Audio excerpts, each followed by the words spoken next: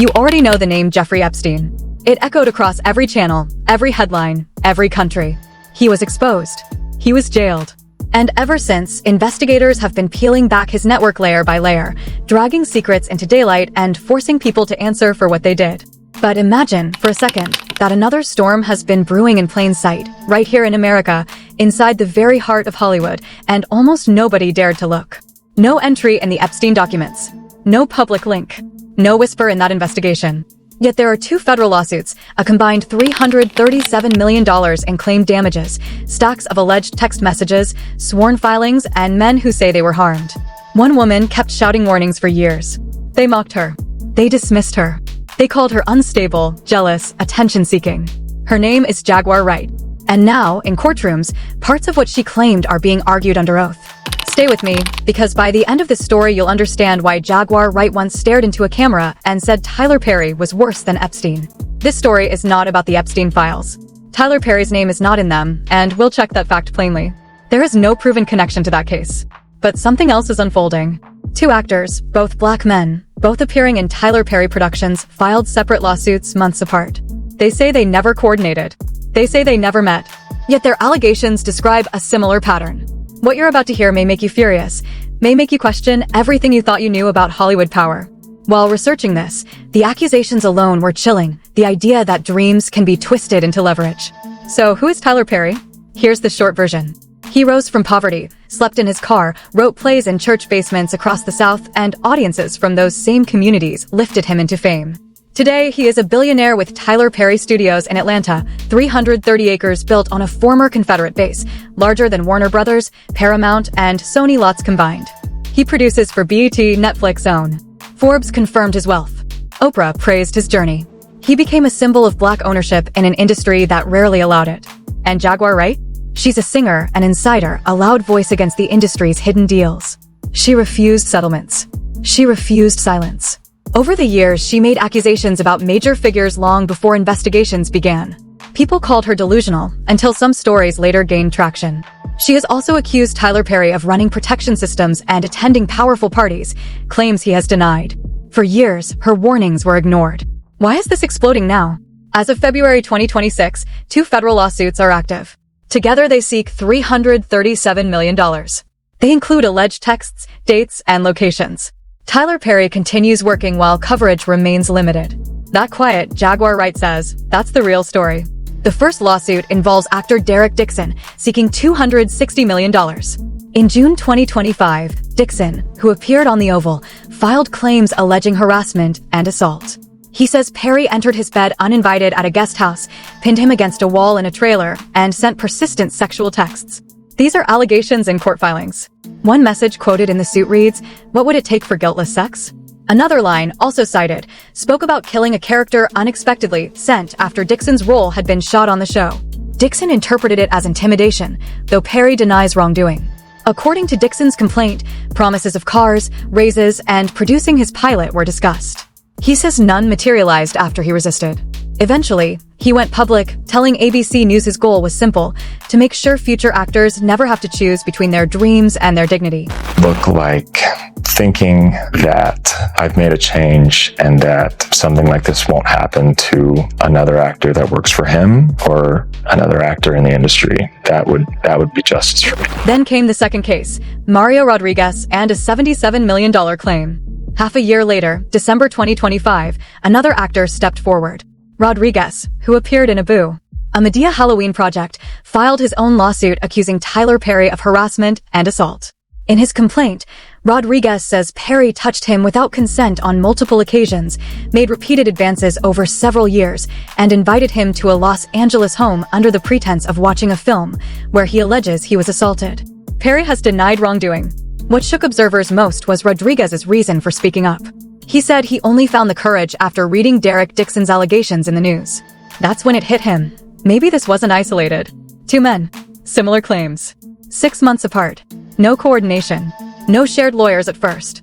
Just stories that sounded eerily alike. And then there's the warning people say came earlier.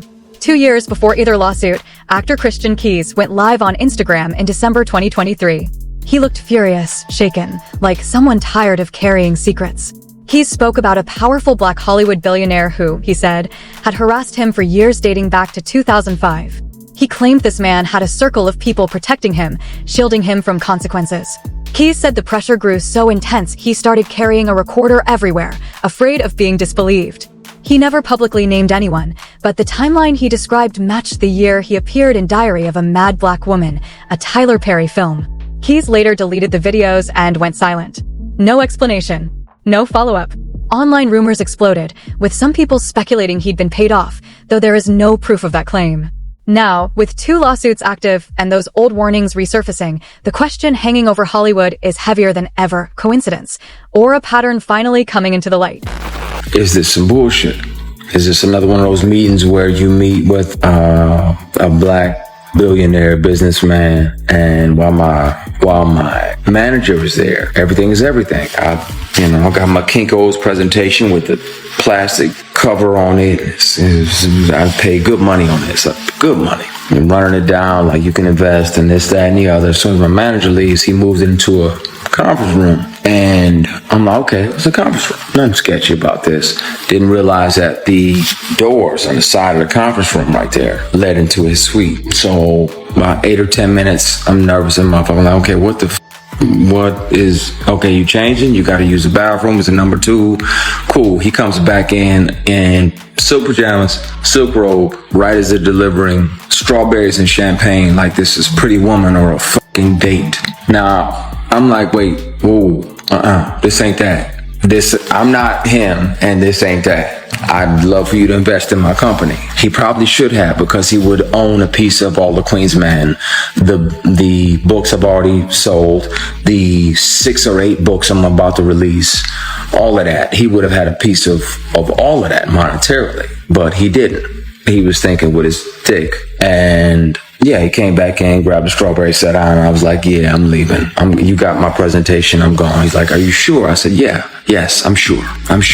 He's like, are you sure? That second, are you sure, means if you don't stay and do what I want, you're not going to get what you're hoping for. Now, this particular guy is out here paying tuition for entire classes of HBCUs. After this sketchy shit, want to air him out too. I'm just tired of carrying this bullshit with me. But in January 2026, Christian Keyes resurfaced. This time he wasn't talking about harassment.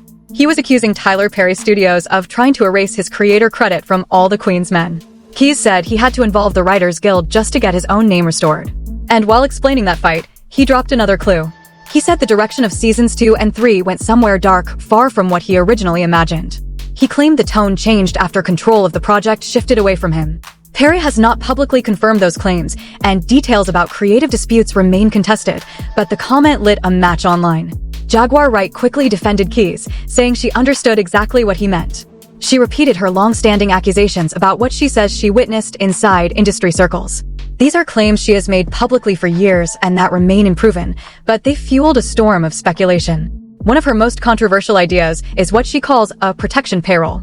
Wright alleges that certain employees or associates work to defend Perry's reputation online and silence critics. She has described them as young white men who, in her view, help deflect criticism by framing accusers as jealous or opportunistic. There is no public evidence supporting this claim, and Perry has denied wrongdoing, but the theory spread fast across social media because it offered an explanation, right or wrong, for why some allegations never seemed to gain traction. Wright has also said she saw Perry at private industry parties connected to Sean Diddy Combs. She insists those gatherings weren't public celebrity events, but closed-door circles where powerful figures mingled. These are her allegations, not proven facts, and Perry has not been charged in relation to such claims. Still, Wright says friendships were strained by rumors and accusations, forcing people to choose sides in a business where loyalty can mean survival. Whether truth, misunderstanding, or something in between, the tension around these lawsuits, old warnings, and explosive claims keeps growing, turning whispers into a story Hollywood can't ignore forever. Listen to this, guys. Tell me what you think. Actors, they're not allowed to consort with me. Because I saw you at a Diddy party, Tyler.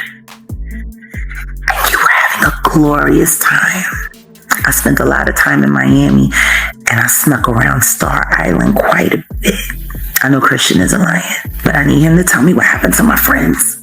And more importantly, who was going to play into exactly what I thought they were going to play into. And I wish I could have been more surprised. But from the second that I did Pierce Morgan, right after Diddy got arrested, I said some things. And everything happened just like I said. It's interesting. But I said some things last year on the couch. And I think a lot of people keep forgetting about what I say. I think people are so busy trying to disprove the reality. She also claims that after she went public, a warning went out across Tyler Perry Productions. Don't talk to Jaguar Wright. Don't respond to her. Don't even acknowledge her name. According to Wright, actors were told their jobs could vanish if they crossed that line. There's no public proof of such an order, and Perry has denied wrongdoing, but Wright insists that fear is how silence spreads. She points to her past warnings about figures like Sean Diddy Combs, Whitney Houston, and Aaliyah, times she says she spoke early and was dismissed. That history, she argues, is why people should listen now. This is the core of her most explosive statement, that Tyler Perry is worse than Epstein. Not because of any proven link between them, there isn't one, but because, in her view, Epstein was exposed and faced public reckoning. When Epstein was arrested, cameras followed every step. Networks ran nonstop coverage. Brands cut ties. Politicians demanded answers. Investigations kept digging. Even today, names tied to that case still surface. Meanwhile, critics point out, 2 lawsuits seeking $337 million in damages are active against Tyler Perry, alleging misconduct he denies, and yet the reaction has been far quieter. No nonstop breaking news banners. No sponsors publicly pulling out. No congressional hearings. The coverage has been limited. Some say that's because allegations must be tested in court before media storms explode. Others argue it's because Perry represents something bigger, a self-made black billionaire who built Tyler Perry Studios into one of the largest production hubs in America, employing hundreds and standing as proof that ownership in Hollywood is possible. If that image cracks, it shakes a powerful narrative. Compare that with how Sean Diddy Combs was treated after his arrest, photographers everywhere, brands distancing overnight. Now look at Tyler Perry, lawsuits pending, text messages disputed, accusers speaking publicly, and he's still producing shows, still appearing at events, still praised by supporters. His attorney, Alex Spiro, has called the allegations false and financially motivated. That's the legal fight underway, not yet decided. As of February 2026, both cases are ongoing. Derek Dixon's lawsuit moved to federal court in Georgia, Perry's home state, a routine legal process some observers debate. Mario Rodriguez's case continues in California. Neither man has backed down. And one fact remains, Tyler Perry's name is not in the Epstein files. No connection has been proven. This story stands on its own: 2 lawsuits, 2 accusers, a powerful defendant denying everything, and a whistleblower claiming she saw it coming. So now the question hangs in the air. Will the courts clear Tyler Perry, or will they uncover something darker beneath the spotlight? Power, money, reputation, truth. One of them will win.